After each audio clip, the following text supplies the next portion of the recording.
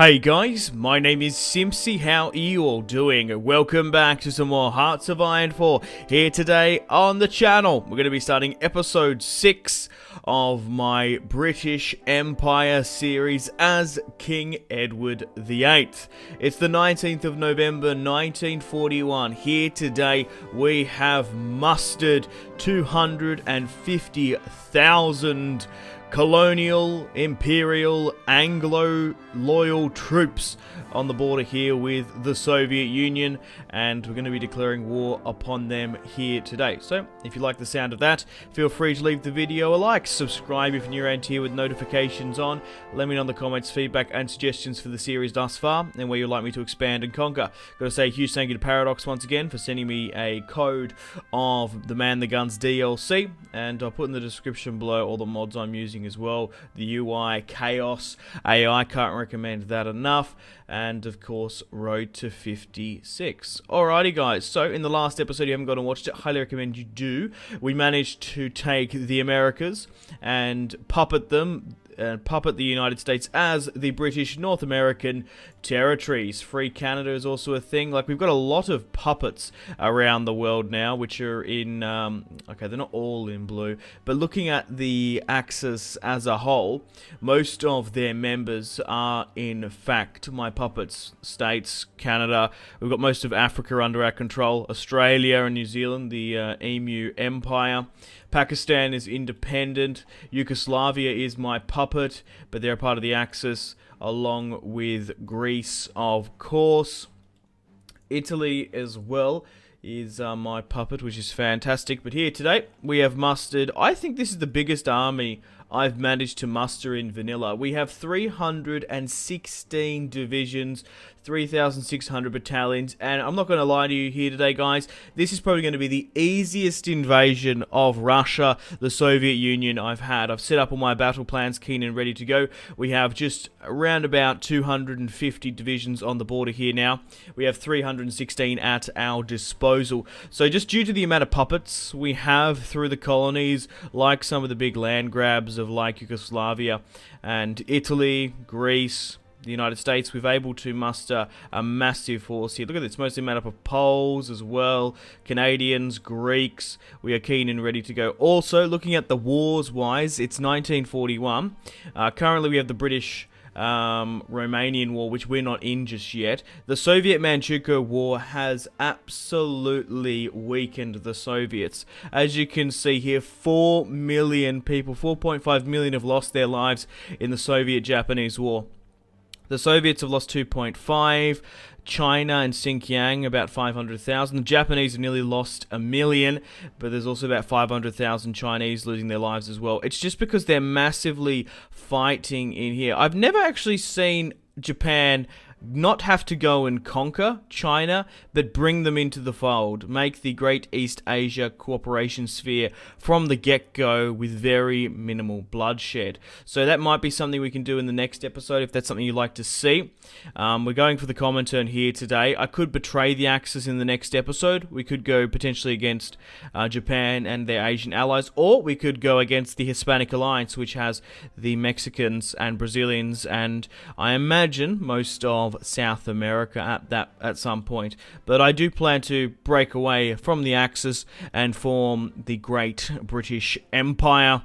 Pakistan might obviously side with the Axis, and it's really only sort of Germany and Pakistan at the moment. Looking at the other wars as well, the Turkish-Iranian War, 1 million Turks have lost their lives, and seeing the Iranians were able to really hold from this position, they've aggressively pushed against the Turks now after wiping out 1 million. So it looks like the Iranians will be taking Turkey, which is absolutely crazy. They're going to have a massive sway of empire from the Middle East all the way to Istanbul. So that's a really interesting to see how that war sort of ends up. And also we've got this Chinese-Portuguese war going on as well. Moved all my fighters over the top. We should be able to have air supremacy over the Soviet Union. We have just around about 6,000 fighters. Navy-wise, we do have a massive fleet of 415. It's currently garrisoned in the Americas. I thought about maybe bringing over my Navy to fight in the Baltic here. Maybe, I don't think we can actually get through to the Crimea here. And to Sevastopol, because I think you'd need to get like some sort of relations with Turkey. But regardless, we're going to declare war upon the Soviet Union now. Get everyone keen and ready to go. Let's go, go, go, go, Gadget. Hit them hard, be relentless and ungiving, and we will be victorious. Just need to wait for this war deck to finish up, and it is now done. We will declare war upon the Soviet Union and call in all our puppets and allies. I will also join and call in the Romanian war as well, just to spice things up. I imagine they're probably going to join Comintern at some point. What even are they? They're fascists, but they declared war upon someone. They didn't declare war upon me. I think they declared war upon Bulgaria or something. Regardless, we're going to be able to push headstrong into Russia now with quite ease. So let's continue on. Everyone's been called in now properly, and we should have air supremacy over the top. I'll allow the AI and Bulgarian, some Yugoslavian and German forces to push the south, while the majority of our forces, Legionary Romania has joined the Comintern.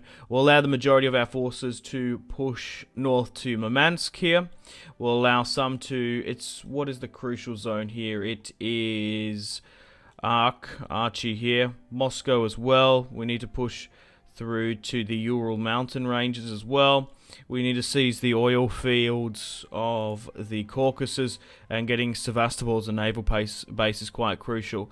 Obviously, over in the east, we have Peru declared war upon Ecuador, and Peru joined the Great East Asian Cooperation Sphere. Co-prosperity sphere. I keep on doing it. The fall of Kiev has now happened, and with the majority of the Soviet forces losing and getting pushed on this far side against Japan, they're probably going to have to be drawn back here. Yeah, look at this. They're not even actually on the border here now. This is crazy. Like I said, this is probably going to be our easiest invasion of Russia. Firstly, due to I've never had this many forces actually invading the motherland.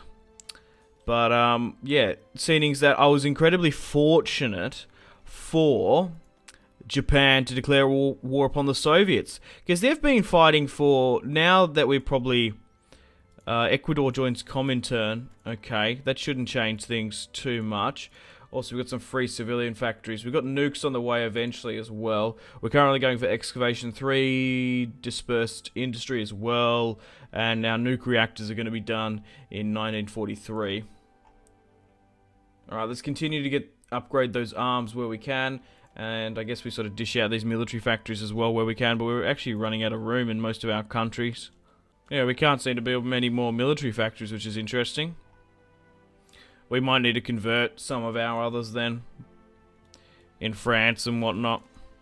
Okay, still continuing to push against the Soviets here now. They have reallocated some of their forces to the Eastern Front. But now that they can't get organised, they can't get into a position, it's more than likely going to be to no avail. We are struggling with logistics sort of towards the centre here in Moscow. The fall of Leningrad now. Once we push further in the north, we'll be right. Non-aggression pact with a lot of these factions. I'm not entirely interested. Looking at the war here now, to wrap this up, we just need to take out the Soviet Union. So looking at our forces, we haven't lost 1.7 million. It's mostly the Japanese. 22,000 Brits have lost their lives to 100,000 Germans. So in this war, even though we're doing most of the work on this other side, we're at least going to be able to take most of the important economical western territories of Russia. The fall of Moscow is imminent, and we're still absolutely throwing everyone where we can. So we haven't seemed to be pushing down to take. We need to take Sevastopol. That's imperative. A lot of these factions want land leases and stuff. I'm more than happy to accept some of them. Moscow still hasn't fallen, and it has. The Soviet Union will fall momentarily, I would imagine. Sevastopol's now been taken, importantly. I want to try and get some of our forces to push through the Crimea if we can.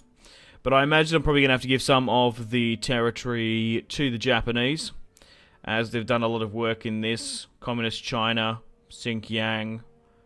I'm just hoping that with, like, Ecuador joining, they don't actually... It doesn't actually make me have to go fight down in South America or something insane. Okay, the new capital's been fallen to Stalingrad. Okay, what's actually going on down here in South America, for my own curiosity? So, Ecuador and Peru are currently going at it, okay? Then, of course, we've got our Axis colonies here, the Hispanic Alliance, so it's not as much as you'd sort of think. Alright, now America's slowly getting back into the fold. We're actually going to be able to request American forces, 14 divisions we're going to be able to get from the American territories. Good. Because we're getting to the stage now where we can get a lot of units from our puppets, as their military factories and economy are going to be working towards getting units, and we overall get the commanding authority. Argentina declares war upon Uruguay. That's the Chaos AI going a little bit nuts for you there. So what are the Soviets at to capitulating? They are currently 75% towards capitulation. 4.3 million Soviets have lost their lives. Also, the assassination of Trotsky didn't go through as well, so they didn't even get that bonus in the end. Stalingrad still hasn't been taken. We're pushing further into the north here now. Slowly with minimal resistance here in Petrol, we'll say that. I don't know how to say the last bit. Alright. What's sort of going on here? Oh yeah, Japan has like Vladivostok. So that's important that that's gone now. The new Afghan Khanate are pushing north. Oh, I even forgot that we actually border them here.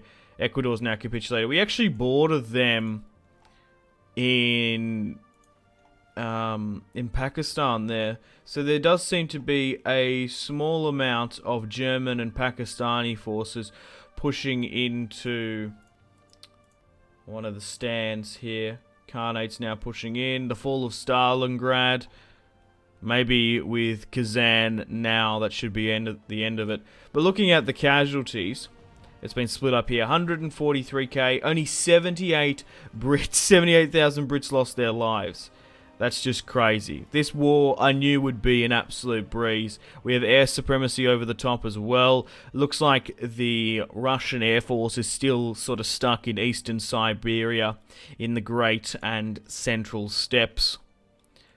And surely now, capitulation is inevitable. What's been thrown back to their new capital now? I can't actually see. It's Baku.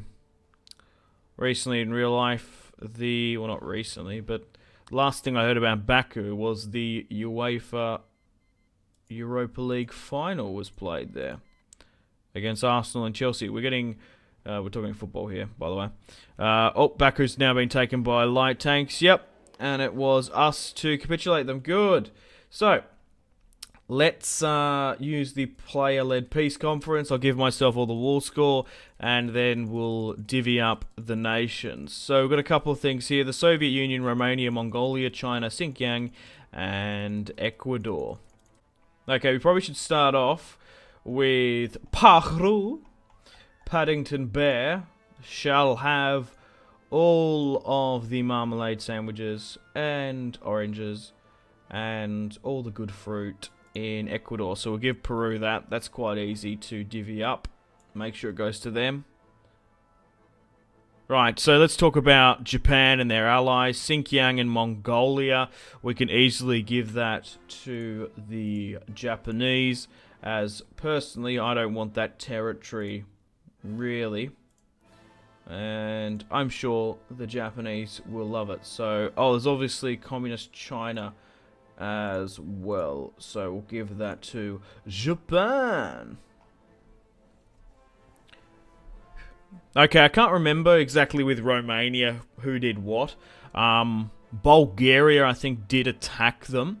We could puppet Romania itself, or we could give it to Yugoslavia, which are my puppet. Give it to Yugoslavia, big build a big, strong Slavic superstate here in the north, because Bulgaria is more than likely going to join the Germans when we betray them eventually, I'd imagine. So instead of puppeting Romania individually, let's build Yugoslavia up. So we'll give that to Yugoslavia. Hey, there we go. Look at that. I love this big old Slavic superstate we're building here now. Now, let's talk about Russia, the Soviet Union itself. Okay, well, let's start from the back. I think we should give the majority of the Eastern Territory to the Japanese, as they're probably better off managing most of it anyway. We don't want to give them too much of it, though. Of, like, Siberia and stuff. Is that a little bit too much? We'll just see how this sort of paint looks like. No, I'm actually okay with that. I'm actually okay with giving that to the Japanese. They did lose 1 million lives doing so, and they were fighting them from the start. So if we can give them the majority of Siberia at the back there, we can focus on the crucial sort of eastern part here, where most of the resources and stuff is anyway. Okay, so now we're going to divvy up sort of the west of Russia here. I crucially want to take most of the south and the oil fields for Great Britain. So what looks best of doing that? Crucially, it's the Caucasus, and we'll set up our own sort of government in the south here, managing the most of like Stalingrad and this sort of stuff in the south. Connecting it with Yugoslavia for safety is probably a good idea. Maybe just like the bottom half of this forces as well, just in case we need to go into Pakistan. So if we can bring this under British Crown rule, I'd be sort of happy with that. Okay, so we'll be able to take the bottom half here, a lot of it in Russia, the Caucasus, even though there's a lot of military factories and stuff up here. We're going to take the south for the British Empire. You'd nearly sort of make this its own sort of regional country and zone, you would imagine. Alright, now what to do with the north? Are there any liberate Kazakhstan or puppet the rest? Should all the rest go to a Russian state we puppet? Bring back the German Empire, Russian Empire, maybe install a Tsar, having them have autonomy over Moscow and some of the stuff here. Do we want to take some of the sort of the northern zones and encapsulate them in? There's no one really in the north who could give the territory to. No, I think we'll just puppet this sort of block here in the north to Russia. So we'll puppet the rest and allow Great Britain to puppet Russia. Okay, cool. I think I'm happy with that. Let's allow the peace conference to calculate. Okay, cool. So Japan took 35 states, Great Britain 45, Yugoslavia 9, and 105,000 equipment was seized. So here is the Axis-controlled territory now. National Spain wants to send me some divisions. Sure, I guess, why not? So obviously Japan has a generous amount of territory over this way. And here is what I currently own as Great Britain here. What's the claimant here? Russia, okay. But let's have a look at Russia itself. So Oleg Barnyani, okay, non-aligned and is Russia. It's just Russia itself. So it's not actually crowned terror. It's not like the Russian Tsars are back, the Russian Empire, which I would really probably like. We'll be able to get divisions from Russia eventually as well. So the Soviet Union has capitulated. We've taken the important Caucasus and oil fields and the crucial positioning of the Crimea. The war with the Soviets and Japan is now over. There's only a couple other wars going on. Turkey, Iran, Portuguese and China, and the Tibet one as well. So, unfortunately, it's time to end the video here. Thank you very much for watching. Let me know in the comments what you'd like me to do for the next episode. Do we continue sort of eastward? Do we go against the Great East Asian Co-Prosperity Sphere? I'm not overly too fussed about them. They are fascist, of course, and also it would be a nightmare, especially pushing like this way, especially would really have to just border up and through the south there while we sort of navally invade Japan around the back. Do we betray the Germans now bringing in our puppets surrounding the territory. We might need to knock out Pakistan as well, and maybe a couple of others. Or do we have a break from Europe and go all the way back to America, go against the Hispanic Alliance? Let me know in the comments. All hail King Edward VIII. God save the king. Unfortunately, guys, it is time to end the video here. Thank you very much for watching. Like and subscribe if you haven't already. Let me know in the comment section down below your feedback for the series, and if you would like to see more, that's the best way to ensure more content. Leave a dislike if you're not enjoying the series. Check out my social media links if you want to stay connected with me. Facebook, Twitter, and Instagram, all in the description below. Highly recommend Twitter. Every single time I post a video, a tweet goes out. It's much more reliable than the YouTube sub box. These days, to get all the notifications for the channel, you have to click the bell, of course, to join the notifications squad. I do enjoy reading those comments. Patreon and merchandise link in the description below, along with the Steam group. Come and join the community on Steam. And on that note, unfortunately, I have to end the video here. Thank you very much for watching once again. Make sure to take care of yourselves. Go out and have a fantastic rest of your day. My name has been Simpzy. Goodbye.